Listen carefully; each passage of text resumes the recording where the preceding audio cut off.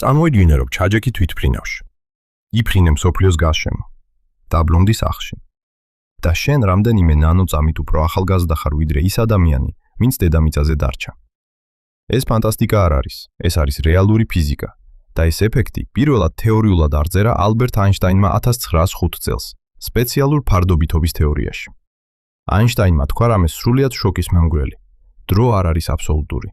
ის ყველასთვის ერთნაირად არ გადის. რაც უფრო სწრაფად მოძრაობ, მით უფრო ნელდება შენი დრო.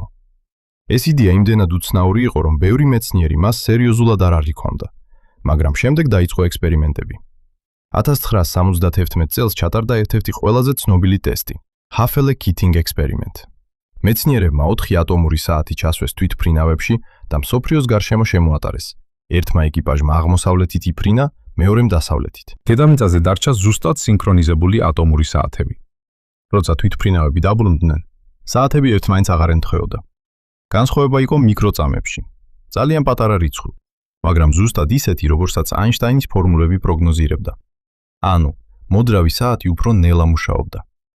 ეს ნიშნავს, რომ თვითფრინავში მყოფი ადამიანები რეალურად ოდნავ ნელა დაბერდნენ. ახლა შეიძლება იფიქრო კარგი, მიკროწამები რა მნიშვნელობა აქვს? მაგრამ წარმოიდგინე, რომ არა თვითფრინავი, არამედ კოსმოსური ხომალდი. თუ ადამიანი იმოძრავებს სინათლის სიჩქარესთან ახლოს, დრო მისთვის დვის დრამატულად შენელდება. ეს ეგრეთ წოდებული twin პარადოქსია, ტყუპების პარადოქსი. ერთი ტყუპი დედამიწაზე რჩება, მეორე კოსმოსში მიფრინავს თითქმის სინათლის სიჩქარით. როცა დაბრუნდება ის შეიძლება 10 წლით დაბერებული იყოს, ხოლო დედამიწაზე დაჩენილი ტყუპი 40 წლით.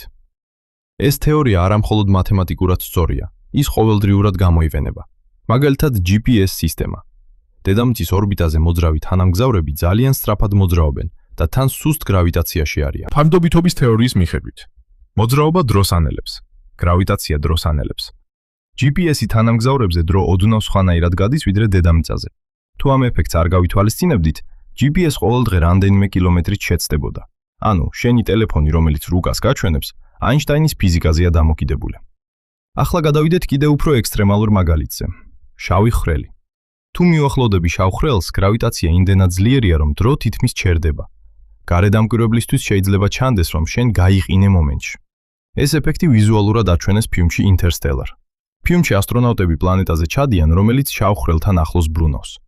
მათთვის იქ რამდენიმე საათი გადის, დედამიწაზე 10 წლეულები. ეს არ არის ფანტაზია, ეს არის რეალური ფიზიკა, რომელიც გამოთვლილია და დადასტურებული. დრო მოქნილია, ის იჭიმება, ის იკუმშება, ის დამოკიდებულია სიჩქარესა და გრავიტაციაზე. ახლა ყველაზე საინტერესო კითხვა. შესაძლებელია თუ არა დროის მოგზაურობა მომავალში? პასუხი დიახ. თეორიულად და პრაქტიკულად უკვე მოგზაურობთ მომავალში.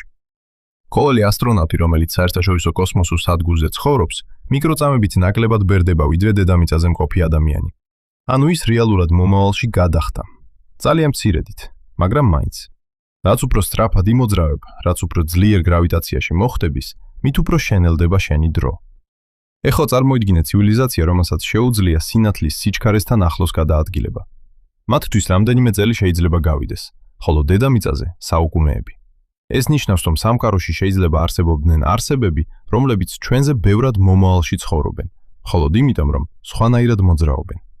დრო, რომელსაც ჩვენ სწორ ხაზად ავუქვამთ, რეალურად შეიძლება იყოს ელასტიკური ქსოვილი. და ბოლოს დაგიტოვებ კითხვას. თუ დრო შეგიძლია გაანელო, შესაძლებელია მისი შებრუნებაც? ეს უკვე ფიზიკის ერთ-ერთი ყველაზე დიდი ამოუხსნელი საკითხია.